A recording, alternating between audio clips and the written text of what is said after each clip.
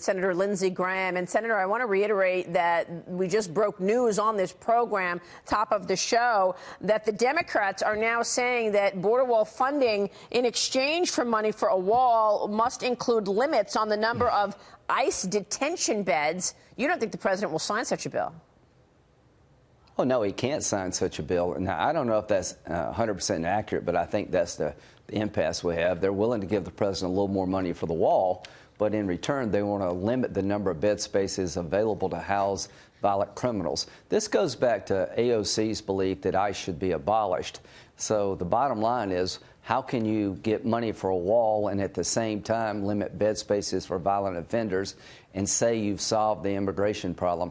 You're actually incentivizing more illegal immigration by reducing the bed space, and it undercuts any money you would get for a wall. He can't sign that bill. If that's the friction point, then we'll have a continuing resolution and we'll just keep talking. Continuing resolution passed February 15th. This is just extraordinary. We've got more on this and we'll keep following it throughout the whole show, but I've got to get your take on William Barr. When are you expecting the new Attorney General to be in place? Next week. We'll take him up on the floor Tuesday. He did a fantastic job during the hearing. You got to remember, he's the former Attorney General for Bush 41. He was confirmed with a voice vote. Not even a roll call was needed. He's been the Deputy Attorney General by voice vote. He's been the General Counsel for the CIA by voice vote. He's one of the preeminent lawyers of our time. He's a steady hand. He did not get one Democratic vote in the committee. I'm disappointed in that, but he will make it through confirmation this week on the floor. He'll pick up a handful of Democrats, and he will be an outstanding Attorney General for this country. And he will begin the job when, officially? Well, hopefully we can get him voted on in the Senate this week. We begin debate Tuesday. I think we have the votes and then some.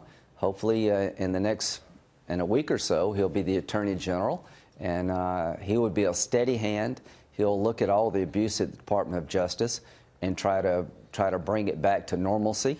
He will let Mueller finish his job without interference, but I'm hoping and praying and believing that he will look at the FISA abuse and the other rogue elements of the Department of Justice during the 2016 campaign. Well, and you've said you are going to also do a deep dive at Senate Judiciary in terms of uncovering the facts and seeking the truth in terms of the behavior of the cabal of people at the top of the FBI. What can we expect? Who are you going to come? You've got subpoena power. Tell us what you expect. Right.